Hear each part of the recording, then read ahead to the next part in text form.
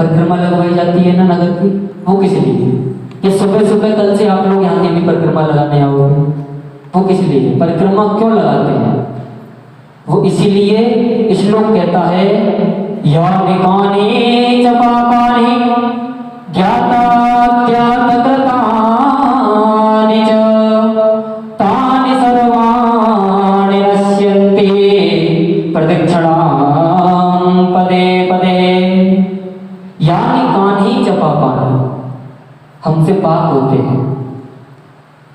पाप करते नहीं करते? पाप आप भी करते हो, पाप हमसे भी हो जाते हैं, है ना? पाप सभी से होते हैं, लेकिन पाप दो तरीके के होते हैं। एक होता है यानी कानी चपा पानी, जो हमसे जाने अनजाने में हो गया, अनजाने में हो गया। दूसरे पाप ज्ञाता ज्ञात करता है, दूसरे पाप वो होते हैं जिनको हम जानकर भी कर देते हैं। जैसे जानकर साहब जौन से पाप आप लोग करते होगे, आप सभी जानो, है ना? कि हम लोग जानते हुए भी कि ये पाप है, फिर भी उस पाप को कर रहे हैं, वो आप सभी लोग जानते हो। अनजाने में, जैसे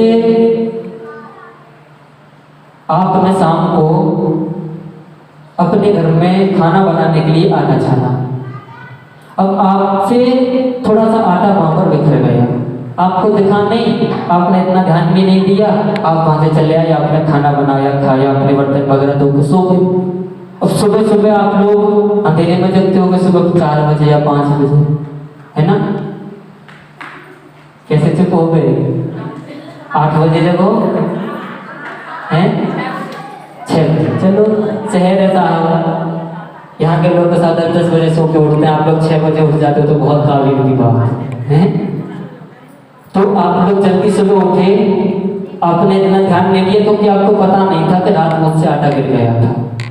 तो उस स्थान पर क्या हुआ, आपने अपने आंगन को बुहारा, अपने घर को झाड़ू लगाई, झाड़ू के साथ वो आटा भी जल गया, और उस आटे पर पूरी रात में कुछ चींटियां या कुछ छोटे छोटे कीड़े लग गए।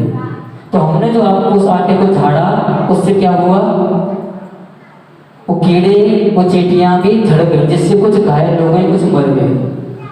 ऐसा करना नहीं चाहते थे ना, वो हमसे अनजाने में हो गया। ऐसा हमारी कोई मानसिकता नहीं थी, हमारी मनसा नहीं थी कि हम इन कीड़ों को मार दें, लेकिन वो अनजाने में हो गया। लेकिन हुआ तो पाप, उसका दंड तो आपको मिलेगा, है ना? पाप चाहे जानकर हो या अनजाने में हो, हमको उसका दंड भुगतना पड़ेगा साहब।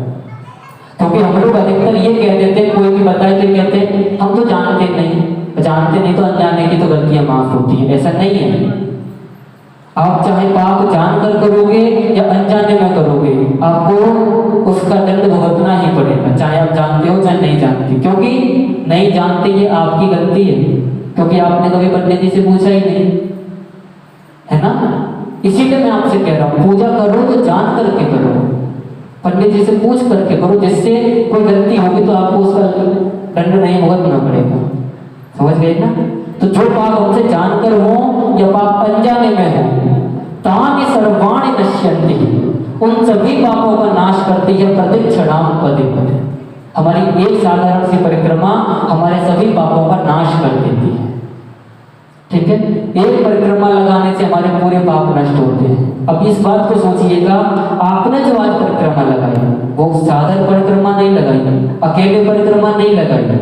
जिस कलश में आपके संपूर्ण देवताओं का वास था, उस सभी संपूर्ण देवताओं को, 33 कोटि देवताओं को, उस कलश को अपने सर पर धारण कर करके आप लोगों ने जो परिक्रमा लगाई, और वो भी किसी एक जगह की नहीं लगाई, अपने पूरे नगर की परिक्रमा लगाई, तो सोचिएगा आपके कितने जन्मों के पाप नष्ट होकर के पुण्यों का आपको लाभ प्राप्त हुआ होगा,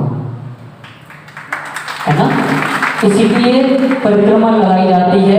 कलश यात्रा से, कथा प्रारंभ से पहले हम लोग कलश यात्रा इसीलिए निकालते हैं क्योंकि कथा हमारी समझ में तभी आएगी जब हम निष्पाप हो जाएंगे, और निष्पाप हम तब होंगे जब सभी देवताओं को सर पर धारण करके एक पूरे नगर की परिक्रमा लगाते हैं। तो हमारे पाप, पता नहीं कितने जन्मों के पाप हमारे कट गए, और कट गए तो अब हम शुद्ध हो गए, हम निष्पाप हो गए, निश्चल हो गए। तो अब हम जो कथा सुनेंगे वो कथा हमारी समझ में भी आएगी, और हम उस कथा को अपने जीवन में उतार भी सकेंगे।